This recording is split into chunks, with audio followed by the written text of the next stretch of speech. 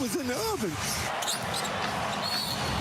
Welcome into Celtics Post Game Live, presented by New England Ford Dealers and Ford Trucks. Eddie House, Amina Smith here with you, and the Celtics with a win against this Miami Heat team, 93-80. They take a 3-2 series lead in the Eastern Conference Finals. And Eddie, this game did not look good to start. Very messy, muddy game for the Celtics. But how did they turn things around?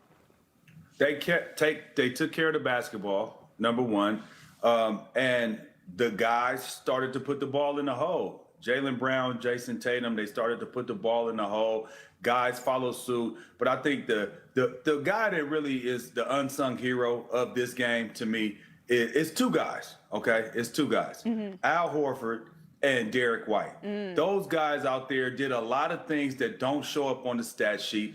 They had things that did show up on the stat sheet, but for the most part, their stability on the glass defensively, making hustle plays, making the right reads, calming things down when it needs to be calmed down. But the superstars were the superstars today. The stars were the stars, and Celtics got this win. We up 3-2. Bring it back. We're not trying to go back to as much as we'll go back to South Beach after we hoist the trophy. You know, let's go back after NBA Finals.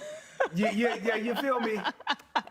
And you're right. Derek White and Al Horford definitely kept the Celtics in this game until Jason Tatum and Jaylen Brown were able to wake up in that second half. But let's take a look at how it all went down in that third quarter when things turned around. They say mouse in the house when you got him on the post, but it's the same thing if you're on the wing and you got somebody smaller than you. Just raise up and use your athleticism, your length, and your height to shoot over the top of them. You don't really see them, and you just knock down shots. Jason Tatum did it, Jaylen Brown did them, and they hunted that mismatch. And when they did, they didn't just settle for three, or they didn't just try to put their head down and run through that guy. What they did was create space, find a place on the floor that they could get to, raise up, and shoot a free throw line jump shot. The Celtics came out into that third quarter with a different type of intensity and focus. How did that set the tone for the rest of this game? Well, what it did was again, in the first half, I was talking about them having us on our heels. We put them on their heels, right? We're the better team. We have the better offensive team. We have the better defensive team. So what we have to do is continuously to put them in retreat. We have to be aggressive. We have to be the aggressors and make them retreat. In the first half, they punched us in the mouth. They were a little bit more aggressive than us. They played with more force. But in the second half, it was the total opposite. The Celtics came out with a lot more force. They played with a sense of desperation, but it was controlled desperation. They weren't desperate trying to search shots to try to get anything for themselves. They were taking whatever the defense was giving them, and then at sometimes they would say, hey, we're going to make you give us this, and they were making the right plays and the right reads. So you look at the totality of this game, ugly first half, right, and a beautiful second half. And that's the thing about this Celtics team is that they can win in multiple ways. Sometimes the game is ugly, it's mucked up, because teams try to muck the game up with the Celtics. They try to muck it up, but still finding ways to win when it's ugly and when it's pretty. I mean, a tough team to beat when you do that. And it really was a tale of two halves for this Celtics team, specifically for Jason Tatum and Jaylen Brown. Let's take a look at how they fared in that first half versus the second half. And you see Jason Tatum with just 4 points in the first half and Jaylen Brown with 6. And then you take a look at that second half, they really bumped it up a notch. 18 points for Jason Tatum in the second half and 19 for Jaylen Brown. He really hit a completely different level. But let's start with Jason Tatum and finishing with 22 points, 12 rebounds, and 9 assists. Eddie, just what looked different about Jason Tatum heading into the second half of this game? I don't think they were forcing anything. Early on, in the first half, they were all forcing and kind of putting a lot of pressure on themselves to be like, hey, we got to get this done. And I know that I'm the guy that has to get it done. They weren't doing that in the second half. They were taking whatever the defense was giving them. If it was a pass at a teammate, they were making the pass. If it was a shot for themselves, it was making a shot. But if it was to be in attack mode, they were in attack. They weren't just trying to attack for the sake of attacking because they're Jason Tatum or they're Jaylen Brown and they're guys that have to get it done for this team. They were doing it calculated. They were calm with everything that they did, and nothing about what they did in that second half seemed rushed or seemed pressurized. They were calm, cool, and collected. And Jaylen Brown started out the first half of this game pretty sloppy, 4 turnovers, but ended up with with 25 points in tonight's game. How did he redeem himself in the second half? Well, again, a tale of two halves. You know, you go into halftime and say, we're down a little bit. You know what? I might have been pressing. I might have been trying to do too much.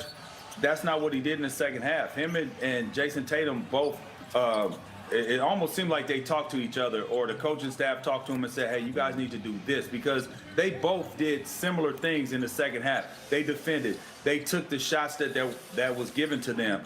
They made plays when they had to make plays. And what's funny about this, look at the guy that's been making the most passes out of this is Jason Tatum. He is the superstar, the best player on the team, right? But he's the guy that's deferring to other people on his team because he's saying, you know what, I have to do that in order for my guys to feel comfortable. And Jaylen Brown just took over. I mean, it almost seemed like he was unstoppable. Everything that he was throwing up there was going in, whether it went in straight through, where it rattled in, whether it was a layup. But that emphatic dunk that he did was a tone setter, but not only a tone setter, it was almost like a nail in the coffin. It almost feels like Jaylen Brown saw the tweets at halftime that people were tweeting out about him and those turnovers, and then he was like, okay, I'm going to show y'all something in this second half. But Eddie, now this Celtics team is just one win away from a trip to the NBA Finals. Just what is this team showing you right now, just being this close to making the NBA Finals? Grit, grind, toughness, resilience. They show that no matter what, you know, they had their back against the wall. They've been able to climb up out of a hole that they dug themselves into. They put themselves in situations that they're not comfortable in, and then they played comfortable because of the way that they have played. It just shows me that this is a team that can win in multiple ways, and it doesn't have to be one way. Some teams win only one way, but they can win ugly. They can win pretty. They can win gritty. They could be down a little bit, playing a little off, playing somebody else's game and be right there, and then turn around and play their own game and end up winning. So it just shows me that one thing is for sure, two things for certain, is that when you are able to win in ways that people don't expect you to win, and then you continuously do that, and then it's other guys that step up, you are a team that really needs to be looked at as, you can win this whole thing. Yeah. Because how do you stop us? How can you stop us if we don't stop ourselves? Yeah, the Celtics really showing you that they have not only mental toughness, but physical toughness out there on the floor as well. All right, let's check in with Abby Chin, who's with Grant Williams after tonight's win. Grant, you started the third quarter in place of Rob. Was that by design?